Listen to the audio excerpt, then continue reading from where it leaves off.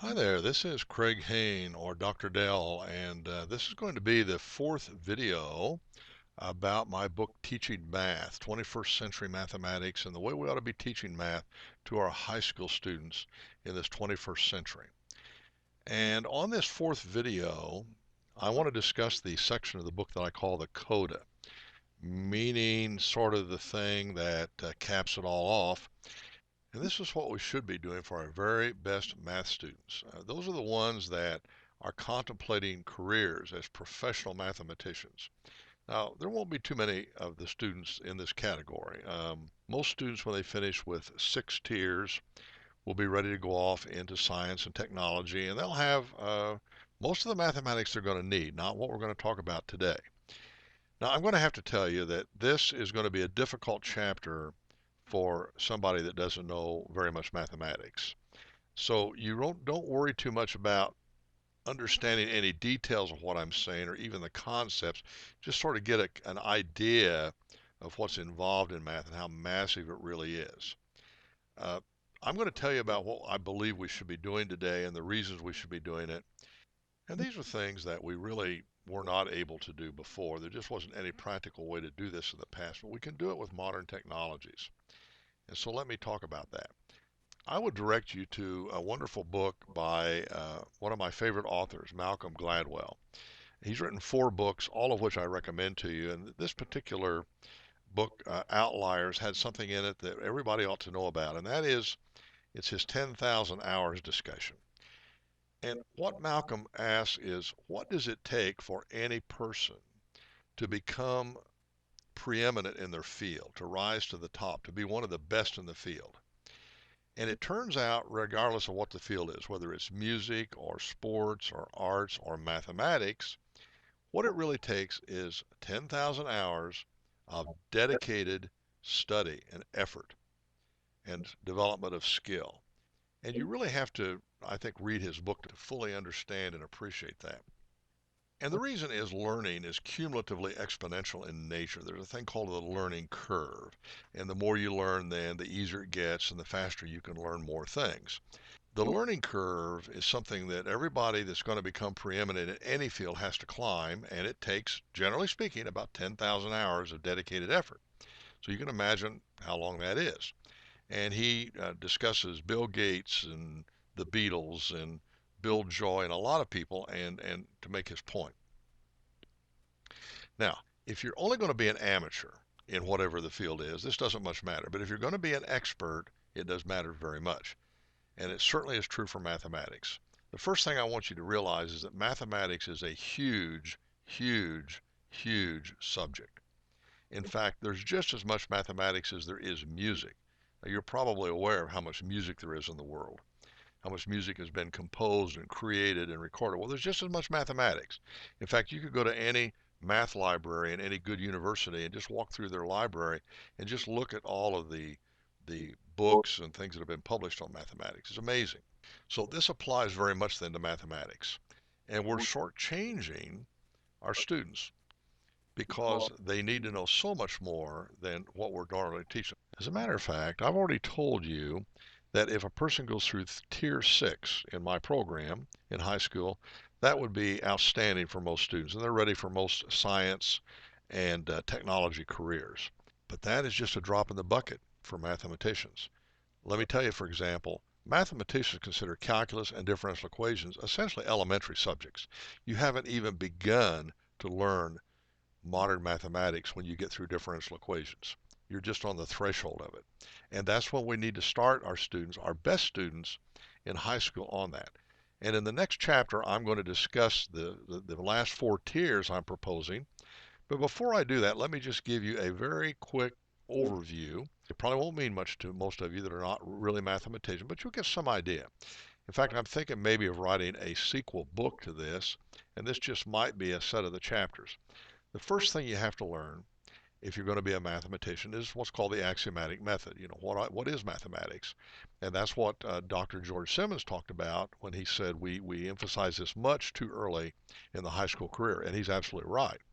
But if you're going to be a mathematician, then you have to learn to prove theorems. You have to learn rigorous methods. And there's a variety of techniques that you must learn to use to prove theorems. And you have to study then a lot of those techniques, and you have to study a lot of theorems. You have to learn to create math models. In fact, modern science is all about models.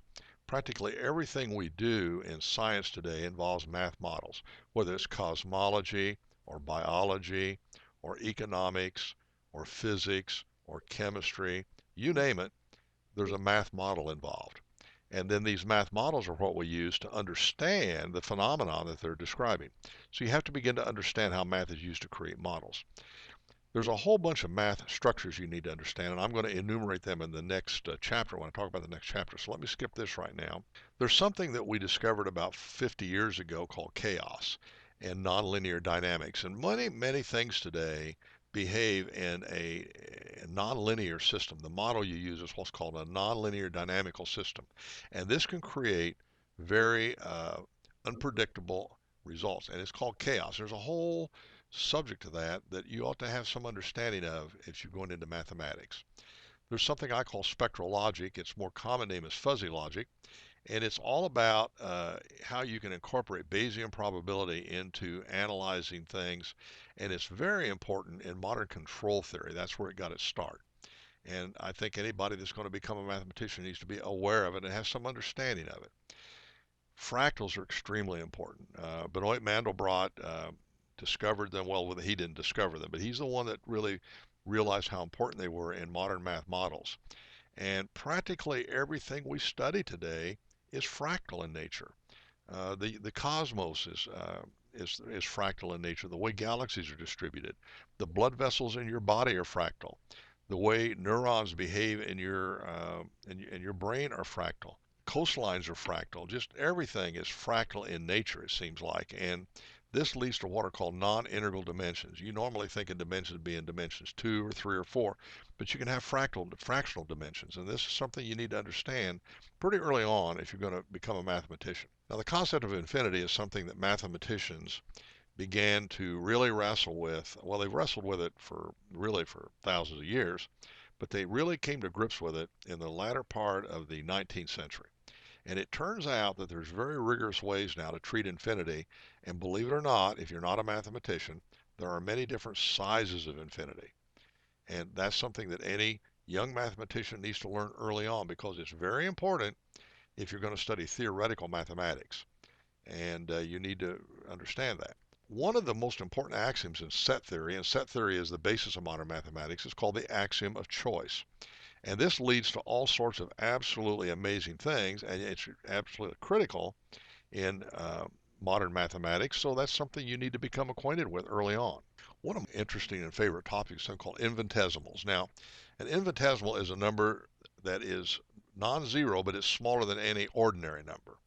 And the Greeks, Archimedes, thought with infinitesimals, and Isaac Newton and Leibniz thought about infinitesimals, and Euler in the 1700s thought about infinitesimals. And in fact, scientists have always used them. But mathematicians banned them when they started doing rigorous mathematics in the 1800s, and they got reinstituted into mathematics, believe it or not, in the 1960s. This is a fantastic story. It involves math models, involves certain types of logic, and infinitesimals are going to have a profound influence in the future of mathematics, and anybody that's going to be going to mathematics needs to know about them. Well, what about the impact on science? What about the models used in relativity theory or quantum theory? Recently, I read about a new theory extending the so-called standard model in physics that relied on what is called a monster Lie group. It's called E8. And whether that'll turn out to be a valid model or not remains to be seen, but it's very important to understand things like that. There's a book out called The Black Swan, and it's all about risk analysis. And this applies to many things, and I think any educated person today that understands math at all needs to understand it. It all has to do with the type of statistical distributions your data fits and risks that we are ignoring when we make certain bad statistical assumptions. And there'll be other topics. This is just a sample of the topics I think should be covered. Now, as I said, I may or may not write another book. One of my favorite sayings is man plans and God laughs, so I don't know if I'll ever get around to writing this or not. I'd like to do it. It'd be a lot of fun. I'm certainly going to be covering these topics in the next the next 4 tiers. And in fact, I might just point something out to you. This is the last interlude in the book. You'll have the video on your CD. And I ask the question, if you take the imaginary number, it's called imaginary, it's bad nomenclature. It's just as real as any other number. I mean, in terms of it's a valid number. But take the square root of -1. And what if you take that number and raise it to its own exponent, I to the I power? What would that be? And if you understand that, then you would be able to pretty quickly understand that it's a real number, 0.2079. And I talk about that in the video. And this is something that I use as a one question test to see if somebody understands complex numbers. If you don't understand this equation here, then you don't really understand complex numbers. And you need to understand them because they're extremely important. And by the way, that's not hard to understand that. I teach that in Tier 4, as a matter of fact. And anybody that goes through Tier 4 will understand that very easily. Now let me talk about the last 4 tiers, 7 through 10. Of course, you know all about the first 6 tiers. We've talked about them. In Tier 7, I plan to discuss the axiomatic approach to math. And we're going to start learning how to prove theorems rigorously, mathematical induction, arguments by contradiction, things like that. Deductive models. We're going to look at math models. We're going to look at logical inference and what does that mean. We're going to talk about spectral logic or fuzzy logic. We're going to talk about Boolean algebra, which is really codifying logic and set theory, and it turns out they're really almost identical things. Various proof techniques I mentioned already, and other topics. This is going to be the groundwork for the last 3 tiers. This is the beginning of a future mathematician developing what we call mathematical maturity. It's challenging to do. I didn't get to this stuff until I was much too old, in my opinion. I think you need to get this early on. I think that if a precocious child would go through the first 6 tiers by, say, the end of their sophomore year of high school, then they could be learning this in their junior year. And I think that's a good time. Age 15, 14, 15, or 16 is a good time to be learning this. This is when your mind is going to be extremely receptive to new thoughts and ideas and concepts. And this is when you should start developing math maturity. You shouldn't be messing around with traditional high school math if you're going to be a future mathematician. You should be getting into this. Now, in Tier 8, we're going to build on this.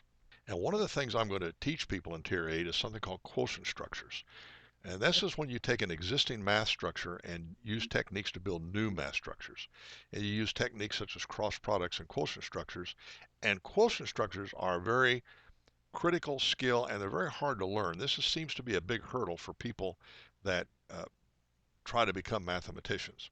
So we're going to use a lot of it. We're going to take the integers, and then from that, we're going to build them from the natural numbers. And from that, then we're going to take the integers, and from the integers, build the rational numbers. The Greeks did that. And then we're going to take the rational numbers and build the real numbers. Now, that wasn't done until the 1800s by people like Dedekind and Weierstrass. Then we're going to take the real numbers and build the hyperreal numbers.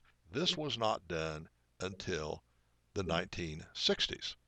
And back when I was a grad student, it was done. And we're going to use something called ultrafilters, which are these structures we're talking about. So this is a tremendous story, how the hyperreals were developed. And infinitesimals, by the way, are part of the hyperreals. These quotient structures are what I think is a major conceptual hurdle for many aspiring mathematicians. It was that way for me, and I didn't master that until I was in graduate school. And a lot of my classmates were in the same boat I was in. I was in my 20s when I finally learned this, and I should have learned this when I was in my teens. Because the exponential growth curve is cumulative, and you learn cumulative way. And so the sooner you learn it, the sooner you're going to climb that curve. And this is developing what I call math maturity. Now, once you've done that, you're ready to begin to learn about modern mathematical structures. And these are the names of these structures. Topological spaces is the study of continuity.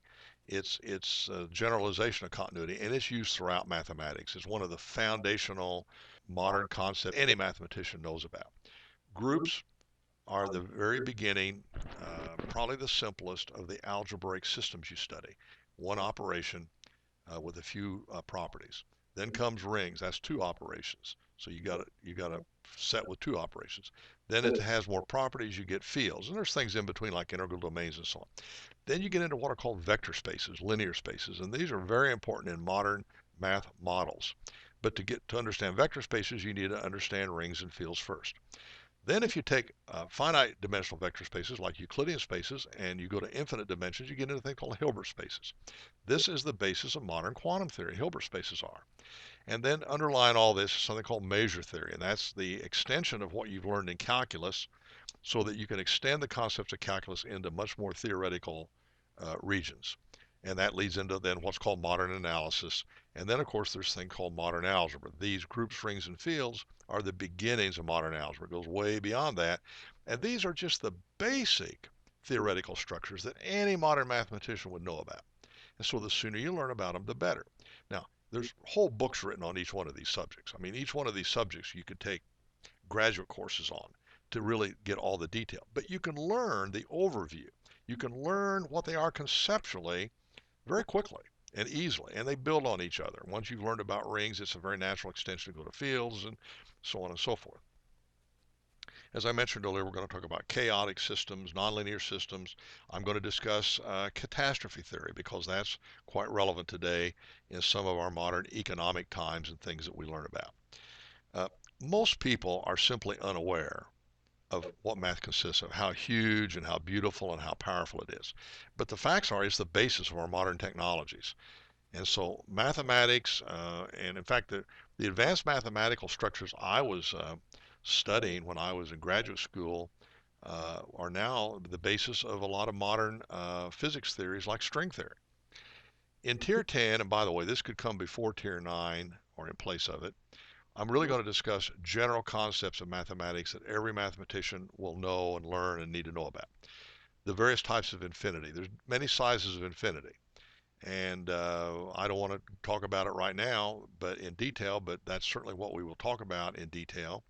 It's not trivial to understand, but if it's taught properly, it's not too difficult. There's something called Gödel's theorem, which shows the limitations of mathematics.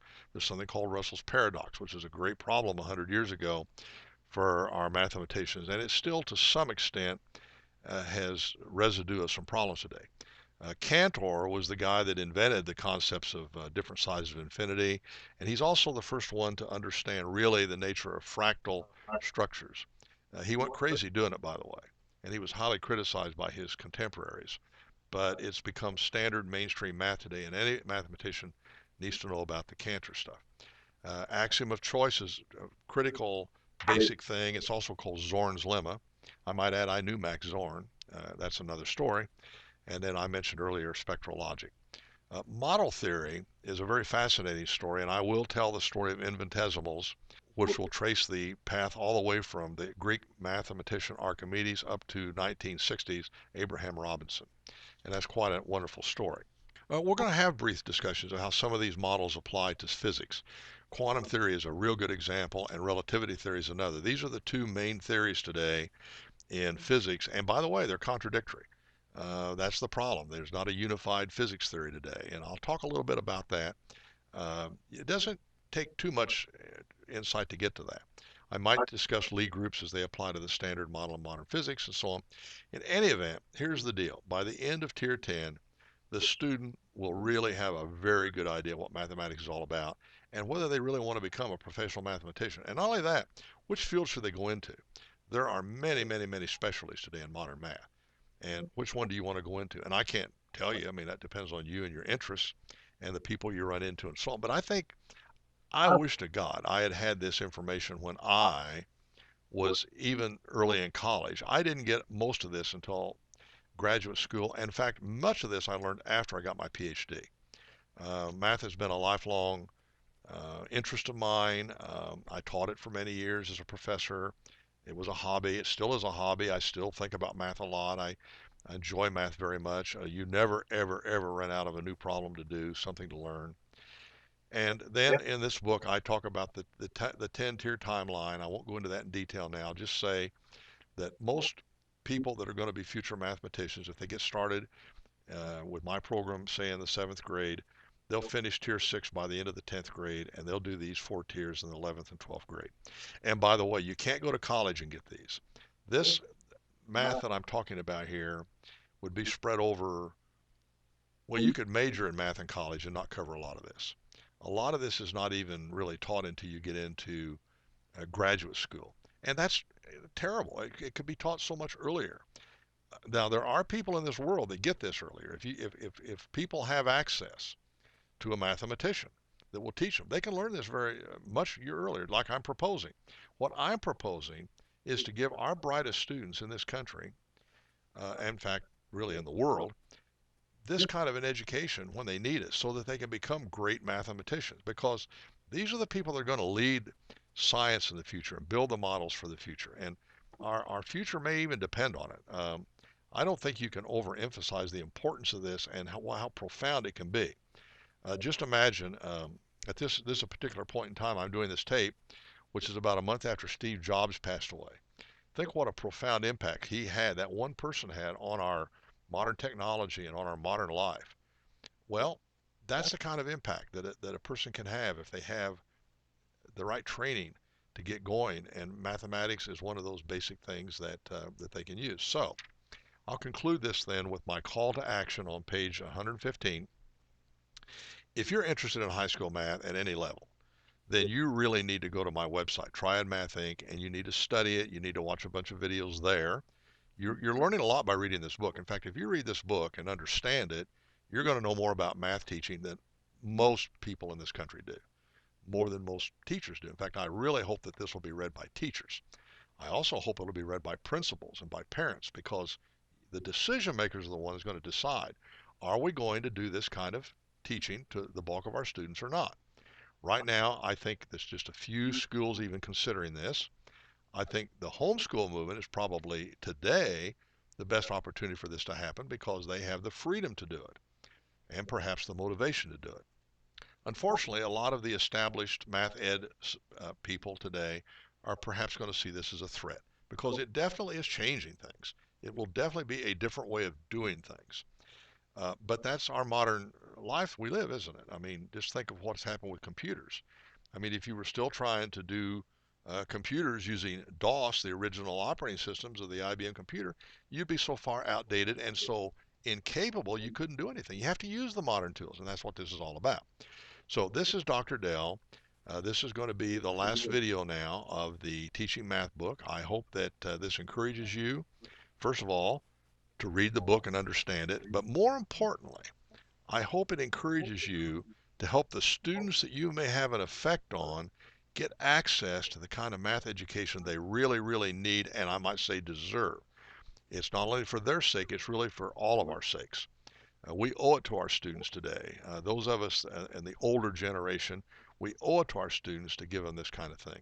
And if you're a decision maker of any kind, parent, teacher, principal, board member, you need to understand this, and it is your job and responsibility to understand it. So this is the book. It's for you, and I wish you the best in it, and I hope that some of you come on board and help me in this crusade, if you want to call it that, to bring mathematics, high school math, into the 21st century.